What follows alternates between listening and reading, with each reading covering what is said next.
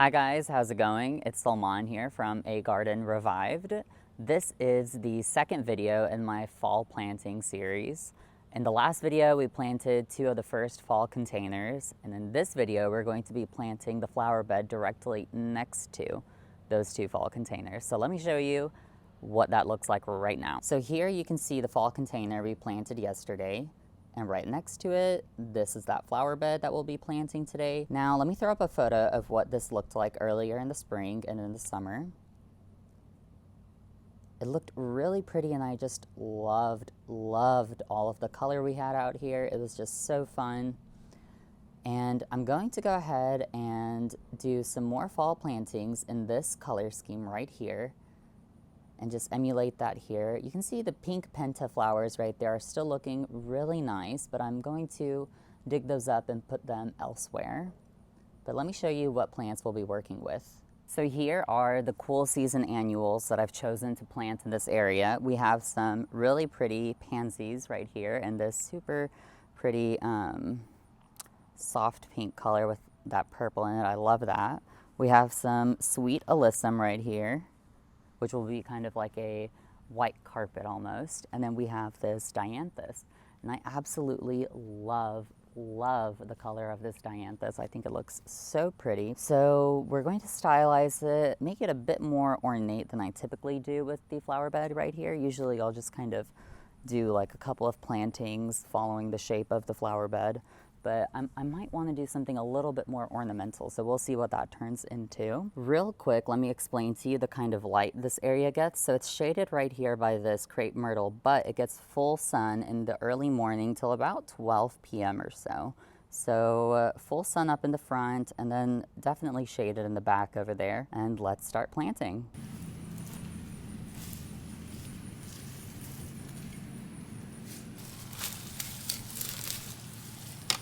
All right, so we have cleared out our summer annuals. Let's make our little design. This is the pattern I came up with.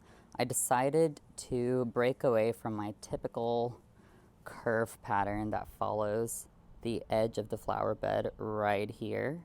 And I decided to do kind of more of a bubble right in this area.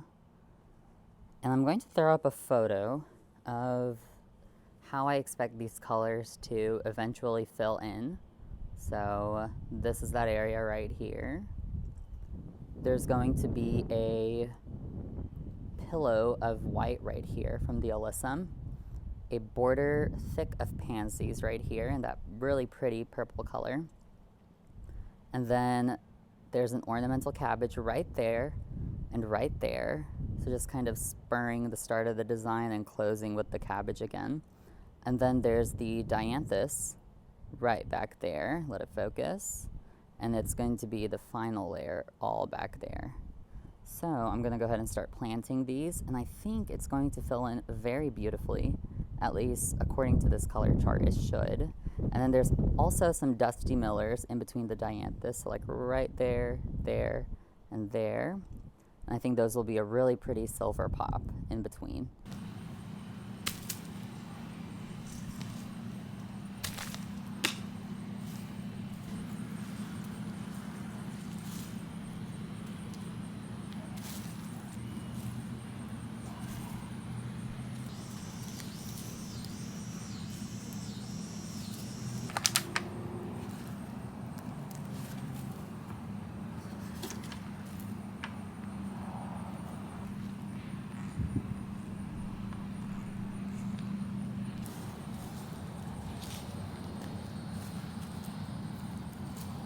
Okay, so after quite a while actually, I am now done.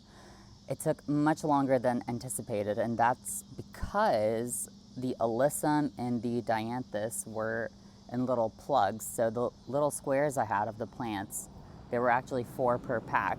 And so it takes so long to dig those tiny holes for them. And on top of that, I actually had to go and get a bag of garden soil and fill in around with garden soil when I planted the plugs, because the native soil was just so hard. It would like cut the roots in half almost when I would try to go and pack it in. So the garden soil was a lot fluffier and a lot easier to work with.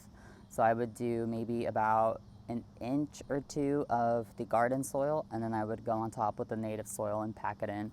So that way I wouldn't damage the roots of the plugs, and then I'd have like a good mix of my garden soil and native soil. Because if I were to just use the garden soil, then what would happen is that it would be so fluffy that when it rains or if I water it all in, it's going to kind of do what's called the bathtub effect, and it's going to start causing the roots to rot. And so you want to do a good mixture of your native soil and then whatever other amendment you use, which for me was the garden soil.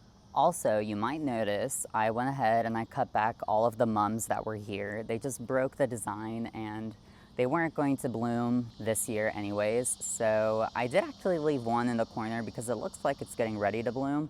So that'll be fun, whatever. We'll just leave that one, leave it be over there. Yeah, I'll give you progress updates in terms of how the design is filling in. It does look bare, like I said, at the moment, but there is like a high density of plants here, which makes me a little nervous with how many alyssum I have over there, but I kind of want a really filled in dramatic look, and so I think I'm gonna get it. I think it's gonna look like a really pretty, almost rainbow shape, with the ornamental cabbage on that end, and that end kind of being like the clouds that the rainbow sits on. And we have our dianthus, then our pansies, and then finally our white drift of alyssum. I think it's going to look very sweet, and I think it accents the containers we did yesterday so well. I also put down a fresh layer of mulch. I think it really helps you, the viewers, see where I placed the individual plants, because I couldn't really tell with all of the leaves falling and covering the ground with some blades of grass here and there. It just looked like a blob. So at least this way, with a fresh layer of mulch, you can kind of identify each individual plant, and I'll be able to see where they are as well. So if I need to fertilize anyone in particular, you know, it's just easier to visualize when you've freshly mulched an area after planting it. I did use flower tone, as I mentioned before, when I planted them, just so they have some nutrition to take up. We're still expected to get pretty warm, so they will be growing actively. Then I also put down a layer of snail bait underneath the mulch because, my goodness, there were so many snails underneath the mums, which is another reason why I cut them back, because there were so many snails underneath the mums. There's also another layer of spinosad underneath the mulch. The spinosad will actually help control the earwigs. And there were so many earwigs. I have not dealt with earwigs to this extent before. And I didn't even notice any foliar damage on the plants prior, but I just might not have been looking for it in particular. But yeah, I can't wait to see how this fills in. I ended up not putting in the Dusty Miller in the back over here because it just seems like a bit too much, especially since I don't know what I'm going to be putting in these pots. I don't want there to be a big silver mound over here kind of clashing with the pot over here. So we'll just leave it be. It's getting pretty late, so I better sign off now because the cicadas are starting to go crazy and they're going to interfere with this audio like nobody's business soon. So anyways, I'd like to thank you for watching this video. I'm going to be uploading more content like this in the coming days, really. So please go ahead and subscribe, leave a like if you liked the video, and be sure to check out my Instagram where I'll be posting project updates. The link for the Instagram is in the bio. And yeah, thank you so much for watching, and I'll see you in the next video. Bye.